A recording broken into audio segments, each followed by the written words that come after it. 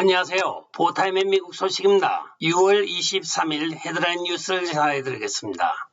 보타임의 오늘의 첫 번째 소식을 전해드리겠습니다. 조 바이든 자신과 앤토니 파우치, 알레한드로 마요르카스 국토안보부 장관 등 수십 명의 조 바이든 행정부의 관련자들이 고소를 당하였습니다. 고소를 제기한 사람은 미조르주 법무부 장관인 에릭 슈미트와 루이지애나주 법무부 장관인 제프리 랜드리 두 명이 공동으로 고소를 하였습니다. 이들이 고소한 내용은 정부에서 만든 소셜미디어 검열 프로그램을 사용하여 빅테크가 공모한 이 조 바이든 행정부와 조 바이든이 수백만 명의 미국 사람들의 언론을 검열한 것으로 판명이 됨에 따라 고소를 제기하였습니다. 증거 자료로는 차고도 넘치는 모든 소셜미디어 계정에서 나타난 계정 해지, 계정 정지, 컨텐츠 노딱 등 수많은 증거를 제공을 하고 있습니다. 앞으로 이 사건이 어떻게 전개될지 궁금해지기도 합니다.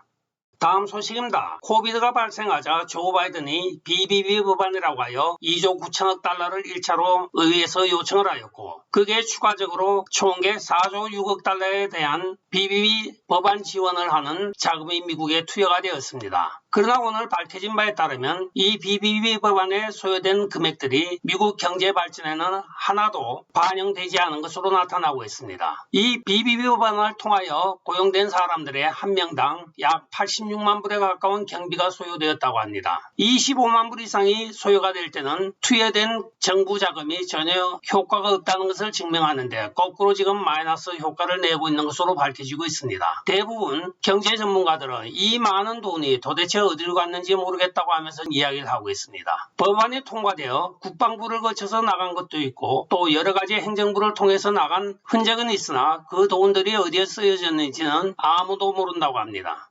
다음 소식입니다. 많은 선거 전문가들이 조지아에서 벌어지고 있는 일에 대하여 고개를 갸웃갸웃하고 있습니다. 전통적으로 보수 성향이 강한 조지아에서 트럼프 지지를 받고 상원 후보로 나섰던 벌런 존스가 76대 24로 패배를 하였습니다. 마이크 콜리가 76%를 받았다고 하는 것은 아무도 믿을 수가 없는 수치입니다. 왜 조지아가 지금 이상하게 돌아간다고 생각을 하냐 하면 2020년 선거 당시에 브라이언 캠프와 라펜스펄거 국무부 장관이 5억 달러를 들여서 선거 시스템을 도입을 하였습니다. 그 이후로 벌어지고 있는 이상한 것은 브라이언 캠프가 갑자기 74대 22로 승리를 하는 것입니다. 라펜스펄거는 52%의 득표율로 경선에서 승리하였습니다. 한마디로 도널드 트럼프 대통령이 지지하는 모든 후보를 싹쓸이로 밀어내고 있는 조지아의 이상한 투표 형태가 나타나고 있어서 사람들이 많은 의문을 자아내고 있습니다. 조지아는 그동안 빌 클린턴 때에 유일하게 좌파들이 약간 득세한 것 빼고는 한 번도 좌파들이 조지아에서 이긴 적이 없습니다. 이는 조지아 공화당의 24%만이 도널드 트럼프 대통령을 지지한다는 결론입니다. 이것을 과연 믿을 만한 사람은 공화당에서 아무도 없습니다. 전 하원 의장이었던 깅그리치만 하더라도 도널드 트럼프 대통령을 적극 지지하는 사람입니다. 깅그리치 의원을 따르는 공화당 의원의 비율이 60%가 넘는 조지아에서 이상한 수치가 나타나고 있는데 이것은 그들이 사용하는 기계, 즉 라펜스펄거가 구입한 기계가 침해당하고 조작될 수 있다는 것을 우리가 이미 알고 있기 때문입니다. 이 선거 기계는 인터넷을 통하여 외국에서도 컨트롤이 가능하다는 것이 이미 밝혀진 바가 있습니다. 장난을 쳐도 적당히 쳐야 들통이 안 날 텐데 너무 심하게 치니 모든 사람이 지금 의아하게 생각을 하고 있습니다. 다음 소식입니다. 미국 중부와 서부의 가뭄이 몇 년째 계속되고 있기 때문에 칸사스주를 비롯한 콜로라도주, 텍사스주의 밀 생산에 큰 차질을 빚고 있습니다. 캔사스주 농림부의 발표에 따르면 올해 약 25%의 밀 생산이 감소될 것이라고 발표를 하고 있고 콜로라도 경우에는 35% 가까이가 밀 생산이 감소된다고 발표를 하고 있습니다. 그러나 텍사스는 더욱더 상황이 좋지 않습니다. 밀 생산의 75%가 감소될 것으로 전망되어지고 있다고 발표가 되고 있는데 이로써 미국 미래 올해 작황은 전년 대비 40% 가까이가 떨어질 것으로 추정이 되고 있습니다. 전 세계적인 식량 부족 가운데 미국조차도 지금 가뭄으로 인하여 밀 생산에 차질을 빚고 있습니다. 인플레이션 가운데서 엎친 데 덮친 격으로 자연재해까지 겹쳐지고 있습니다.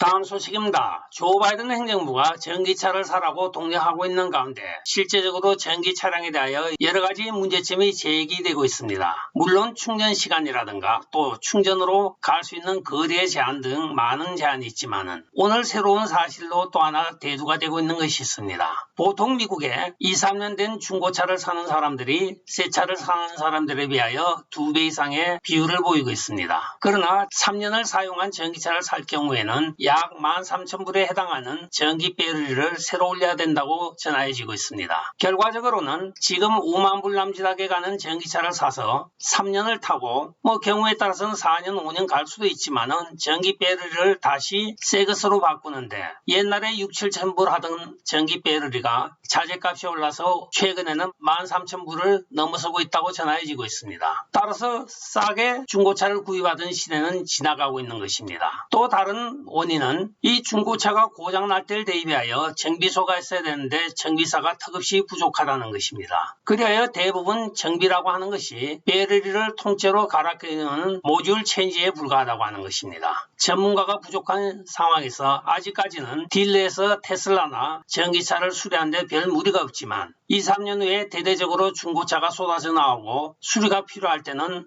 지금 있는 기술자로는 차량의 25%만 정비가 가능하다고 전해지고 있습니다.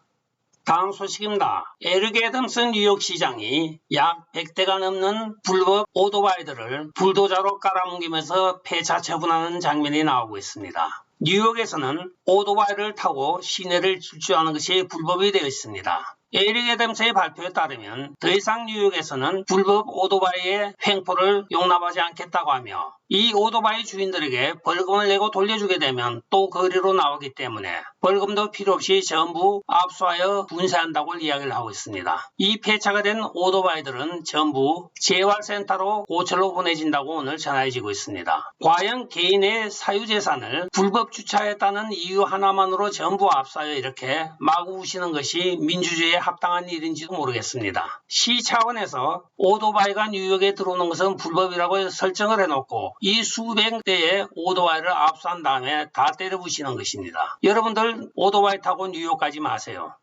다음 소식입니다. 화요일인 6월 21일 밤늦게 공화당 상원 14명의 라이노들이 민주당과 합작을 하여 총기 규제법을 통과시켰습니다. 여기에 대하여 도널드 트럼프 대통령은 수요일날 초당적인 총기 규제법이자 총을 빼앗기 위한 운동의 첫 단계라고 비난을 하고 있습니다. 또한 이 총기 규제법은 역사의 길이 남을 총을 거두는 운동이라고까지 비난을 하였습니다. 이 총기 규제법은 합법적으로 총기를 소유하는 미국인들에게 공권력이 임의로 총기를 회수할 수 있는 권한을 주었기 때문에 문제가 되고 있는 것입니다. 미국 헌법에 보장하고 있는 총기 휴대를 상하원이 야합을 통하여 합법적으로 총기를 소지하는 미국인들로부터 총기를 뺏기 위한 법안이라고까지 이야기가 되고 있습니다. 공화당에서는 미치 매코넬, 멀코프스키를 비롯한 14명의 라이노가 여기에 동조한 것으로 밝혀지고 있습니다.